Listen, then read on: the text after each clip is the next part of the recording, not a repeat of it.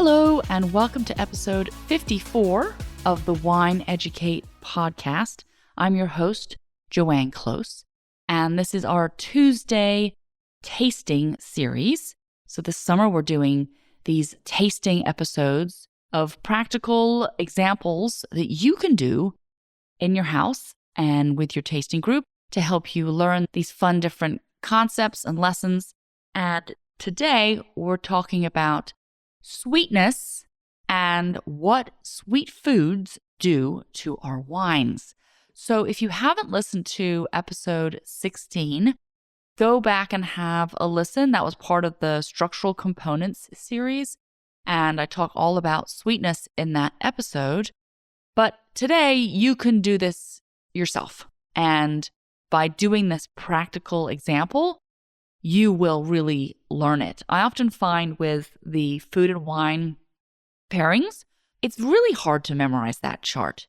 You really have to do the exercise to help cement the concepts.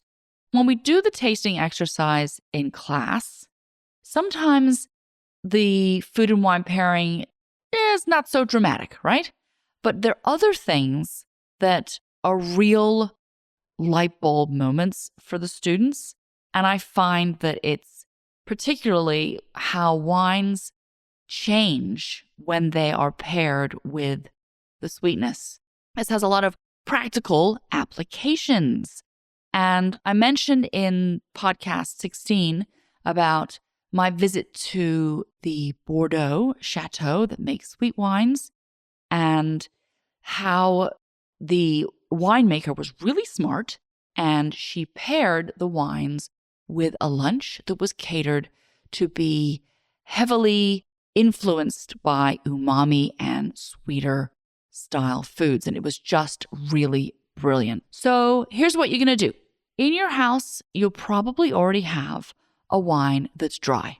A white wine or a red wine, either one will be just fine. And then you need something sweet, which also probably won't be too difficult to find in your house. First, taste the wine without eating anything. So taste it on its own and do your tasting note. And also make a note if you liked it or not. This is really important with the food and wine pairing exercise because you really need to say to yourself, wow, this pairing was a success, or oh boy, that was pretty dreadful. Note to self, don't ever pair this style of wine with this type of food. So taste the wine, see if you like it or not, and then eat the sweet thing. And I do this all the time. I forget, right? Got to taste some wines for class, and I'm wandering around the shop, sort of getting myself organized, and then, there's always chocolate around. So I eat a little bit of chocolate. I'm like, why did I just do that? Because now I have to sit down and taste these wines, and I just got sweet in my mouth, and it really is going to matter. So in your WSET textbook, it states that sweetness in food increases the perception of bitterness, acidity, and alcohol in the wine, and decreases fruitiness and body. So when you do this exercise, I am sure you will notice that. So your nice fruity Sauvignon Blanc that you really enjoyed sipping on, after you eat the sweet piece of chocolate or whatever it is, it just sucks all the life out of the wine, right? All that fruit is gone and you're left with just a lot of bitterness and acidity.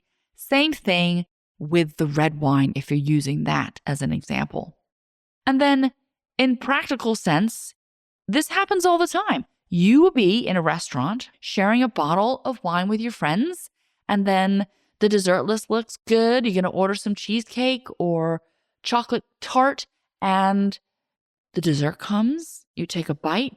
You go to drink that red wine again. Oh, what has happened? Terrible.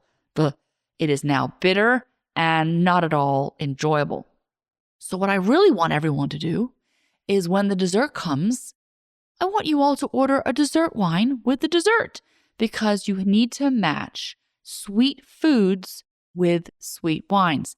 And when you have that sweet wine with your sweet food, it's going to taste really balanced. It won't seem as sweet because the sweetness in the food will decrease the sweetness in the wine.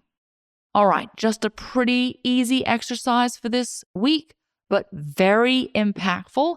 And then when you go to take your exam, because this shows up in level 1, 2, and 3, and they have that question, how does sweetness in food affect a wine?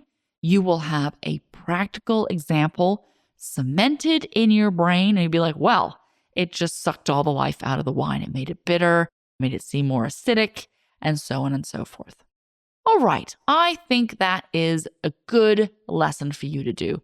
If you want to get the sheet, you need to get it from the newsletter.